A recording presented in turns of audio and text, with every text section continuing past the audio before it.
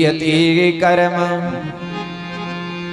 जन्म कोटि सतेरपि अवश्यमेव भोक्तव्यम कृतः कर्म शुभाशुभम। कर्मों को 100 बार जन्म लेने के बाद भी कर्मों की सजा भोगनी पड़ती है। सतेरपि जन्म कोटि सतेरपि 100 बार जन्म भी लें तब भी कर्मों की सजा भोगनी ही पड़ती है।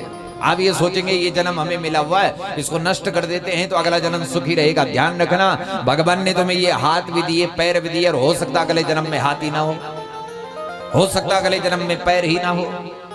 तो बुद्धिमान व्यक्ति क्या करता है, कर्मों को अच्छा बनाता है। भगवत प्राप्ति के 3 मार्ग है। पहला मार्ग है भगवान की प्राप्ति का ज्ञान मार्ग, दूसरा मार्ग है भक्ति का मार्ग, और तीसरा मार्ग है कर्म का मार्ग।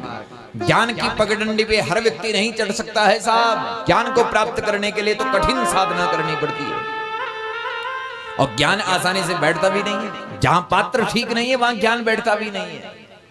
तो इसलिए ज्ञान आसानी से न बैठता है न ज्ञान को ही प्राप्त कर सकता है। तो दूसरा मार्ग भक्ति का है। भक्ति का मार्ग भी बड़ा कठिन है। तो तीसरा मार्ग बड़ा सरल मार्ग है भगवत प्राप्ति का। कौन सा?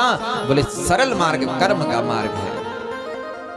कर से कर्म करहूं विधि नाना, मन राखहूं जहां कृपा निधाना। ये कर्म का मार्ग है। अब देखो हमारी रतोड़ी जी कहां से, जाखड़ीदार से यहां आए तो कर्म करने के लिए आए ना।